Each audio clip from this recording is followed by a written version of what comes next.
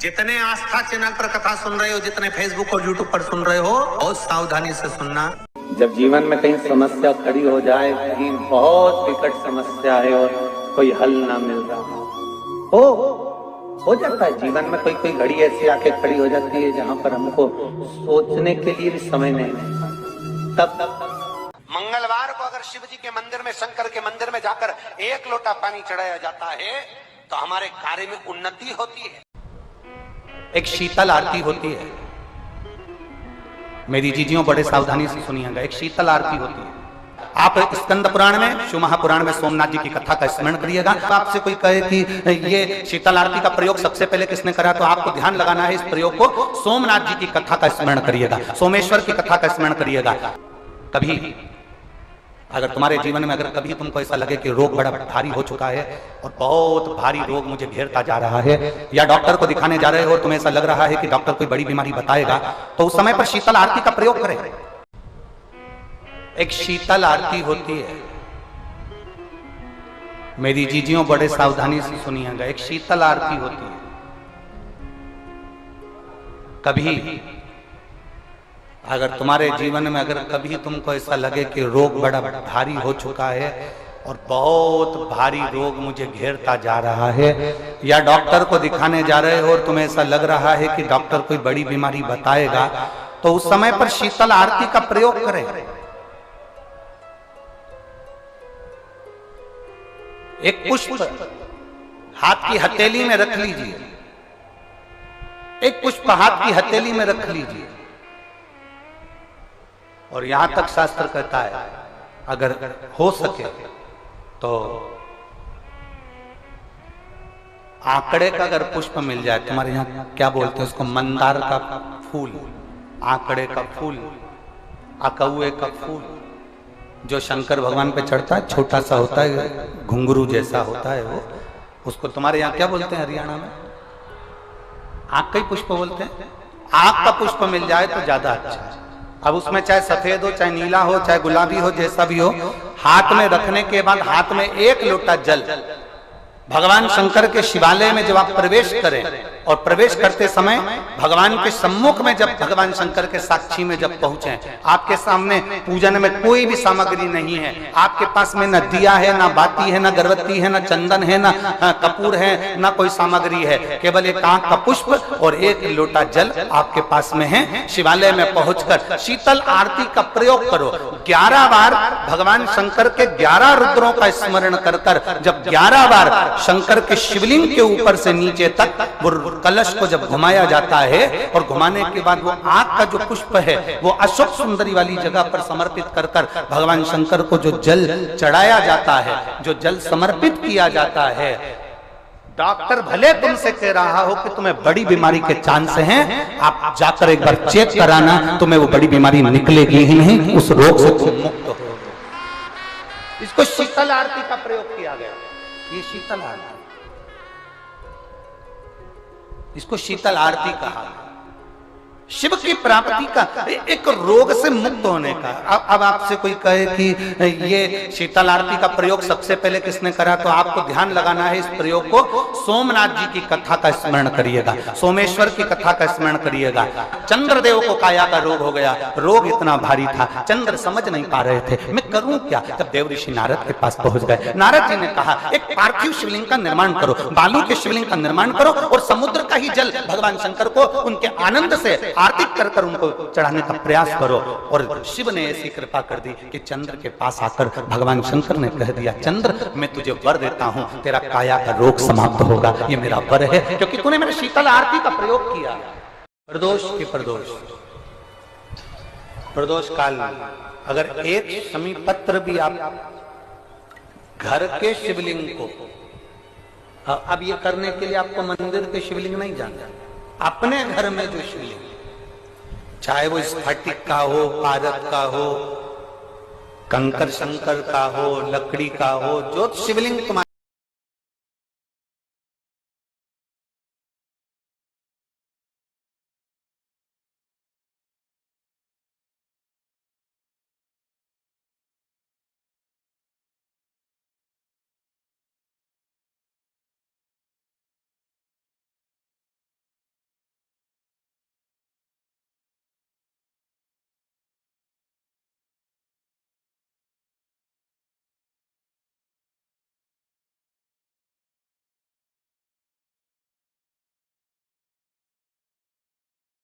एक निवेदन आप सबसे,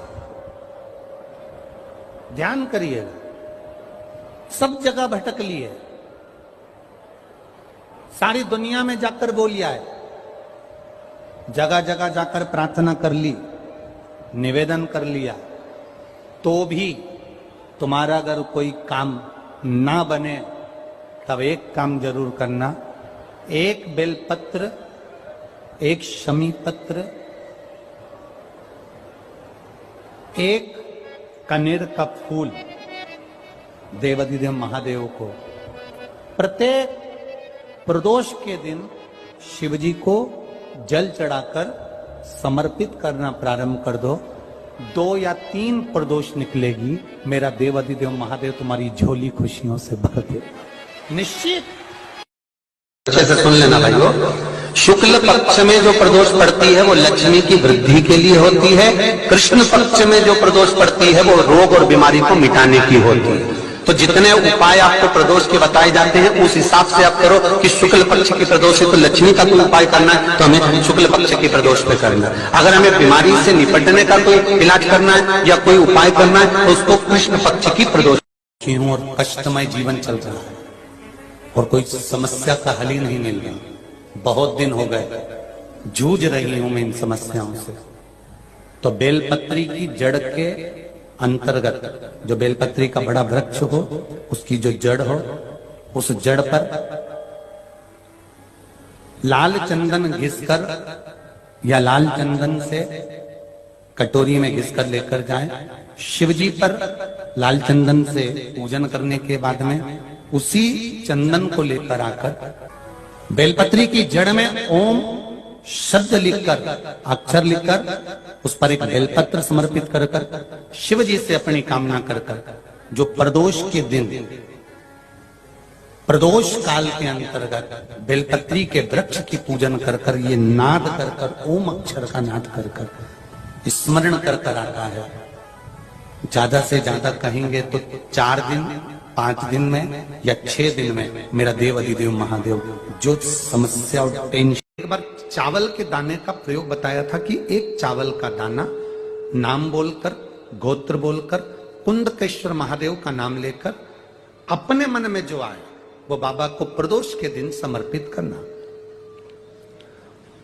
बाबा, आप कहते हैं कि बाबा 3 महीने में उसका फल देता है। बाबा ने ऐसी कृपा कर दी, इतनी दया मेरे बाबा ने कर दी गुरुदेव कि 3 महीने में मैंने जो मांगा था मेरे बाबा ने मुझे दिया। धाराशिव में, महाराष्ट्र में ही मुझे बाबा की ऐसी कृपा हो गई कि पुलिस अधीक्षक कार्यालय, एसपी ऑफिस। एक पात्र में जल और दूध ले लीजिए, शुक्रवार का दिन। तो कहोगे गुरुजी ये कथा कहां से निकाल के लाए हो? तो विष्णु पुराण में से आप उसको स्मरण कर सकते हो। काय में से? विष्णु पुराण में से। एक पात्र में देसी गाय का दूध, जल उसमें रखकर, और आपके अगर लड्डू गोपाल हो, यदि आपके घर में ठाकुर जी हो, लड्डू गोपाल हो, विष्णु जी का कोई स्वरूप हो, श्री हरि का कोई स्वरूप हो, तो उस पर शुक्रवार के दिन आप संध्या के समय पर दुर्वा डालकर उस दुर्वा से अगर लक्ष्मी जी के नामों का 108 बार उच्चारण कर कर, घी का दिया लगाकर, कैसर के चावल साथ में रखकर केवल उस जल का और दूध का मात्र छींटा देते हो तो उसके घर में कभी लक्ष्मी की कमी नहीं आ सकती, संपदा बढ़ती चली जाती है। 108 बार लक्ष्मी के नाम का मात्र उच्चारण कर लेने पर भगवान विष्णु के चरणारविंद पर, भगवान विष्णु के चरणों पर केवल उस दुर्वा का, जल का, दूध का सिंचन कर देने से भी लक्ष्मी की वृद्धि होती है। 2 निर्णय पर आप बैठे हो। एक मन कर रहा है इस लड़के से शादी करूं कि इस लड़के से शादी करें, इस लड़की से ब्याह करें कि इस लड़की से ब्याह करें, किराने की दुकान डालें कि जनरल स्टोर डालें, इस जगह पर नौकरी करूं कि इस जगह पर नौकरी करूं। उस समय पर जब 2 नाव सामने खड़ी है और एक नाव पर सवार होना है, उस समय पर एक बेलपत्र लेकर, भोले शंकर का नाम लेकर, एक बेलपत्र लेकर, भोले शंकर का नाम लेकर, बेलपत्र के पेड़ के नीचे ही रखकर निर्णय ले लिया करो। वो निर्णय तुम्हारा सफल होगा, कभी भी निष्फल नहीं। कितना भी दुख, विपदा, कष्ट सम्मुख में खड़ा हुआ हो, कितना भी दुख, पूंजी धन की अगर आपको कमी पड़ रही है और ऐसा लग रहा है कि मेरे पास में कुछ भी नहीं, हम तो यहां तक कहेंगे कोई मकान बना रहे हो, बेटी का विवाह कर रहे हो, बेटे का विवाह कर रहे हो, कोई अच्छा कार्य कर रहे हो, धन संपदा की भी कमती दिखे तो उस समय पर कांता भगवान का स्मरण कर, कांता चक्र का स्मरण कर, शिव और नारायण का नाम लेकर, एक बेलपत्र, एक शमी पत्र, एक श्वेत पुष्प, एक लाल पुष्प, दोनों हाथ में लेकर भगवान शंकर के अशोक सुंदरी के स्थान पर अगर समर्पित करा जाए तो संपदा की भी कमी नहीं आती। वो कांता चक्र है जो नारायण के हाथ में। थोड़ा व्यासपीठ से बोलना उत्तम नहीं लग रहा है, पर फिर भी जैसे संतान नहीं होने पर आप सफेद आंकड़े की जड़ बांधते हो, कौन सा नाम लेते हो? तुम रुकेश्वर महादेव का। तुम रुका जी का नाम लेते हो, 21 बार घुमाते हो, कमर पर बांध लेते हो, संतान का सुख प्राप्त हो जाता है। ऐसे मृत्यु मंजरी चक्र का स्मरण, जब जब नारी को कोई तकलीफ आ रही है, डॉक्टर ने बोल दिया गर्भाशय में गठान पड़ गई, गर्भाशय में गांठ पड़ गई है, रसोली पड़ गई है, उस समय पर आपको स्मरण होना चाहिए, उस समय पर आपका स्मरण होना चाहिए। मृत्यु मंजरी चक्र का स्मरण भी हमारे को सुख का अनुभव करा रहा है। एक नारी के जीवन को सुखता प्रदान करता, आनंदता प्रदान करता। नारी का जो रजस्वला धर्म होता है, रजो धर्म होता है,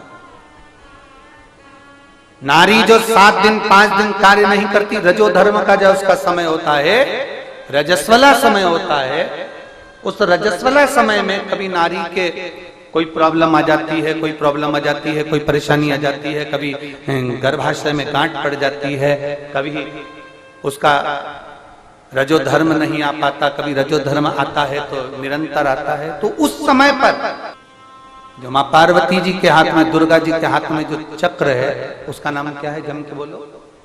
मृत्यु मंजरी।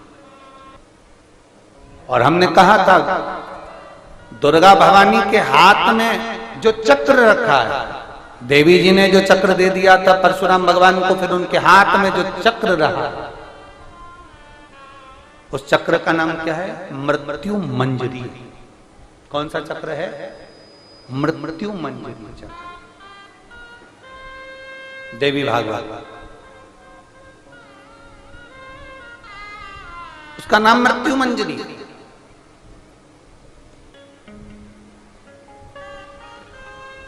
एक गूलर का फूल, एक घंटी वाला जो देवी जी को फूल चढ़ता है, जायसोन का बोलते हो, गूलर का बोलते हो, जिसका भी आप फूल बोलते हो, पुष्प लाल कलर का होता है, उसमें एक घंटी जैसा होता है, उसमें छोटे छोटे दाने से निकले होते हैं।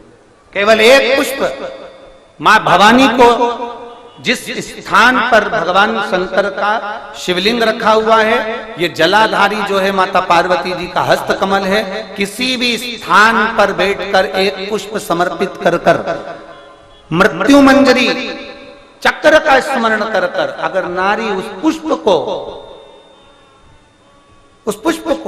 मंदिर के द्वार के बाहर बैठकर भी खा ले या घर पर भी खा ले, तो उसके रजो धर्म से जुड़ी हुई जो भी तकलीफें होती है या गर्भाशय में गांठ भी होती है, तो धीरे धीरे गलना प्रारंभ हो जाता है। उस मृत्यु मंजरी चक्र का स्मरण बड़ा ये थोड़ा सा लोगों को लगेगा, बताओ महाराज जी कहाँ का विषय लेकर बैठ गए, पर संपूर्ण भारत की मेरी जीजियों के लिए ये प्रयोग बहुत जरूरी, संपूर्ण भारत की मेरी जीजियों। श्री शिवाय नमस्तुभ्यम, सब बोलिए एक बार जमकर, श्री शिवाय नमस्तुभ्यम। प्रैक्टिकल जरूर करना, कहीं सियोर वाला महाराज झूठ तो नहीं बोल रहा। शास्त्रों की बातें हमारे जीवन में हमें सुख प्रदान करे, इसलिए इस भाव का आनंद करते हुए आज की कथा को विराम देते हैं। श्री शिवाय नमस्तुभ्यम। मेरे चैनल को सब्सक्राइब करें, बेल आइकन प्रेस करें, जिससे कि आपको लेटेस्ट वीडियो की नोटिफिकेशन मिल जाएगी।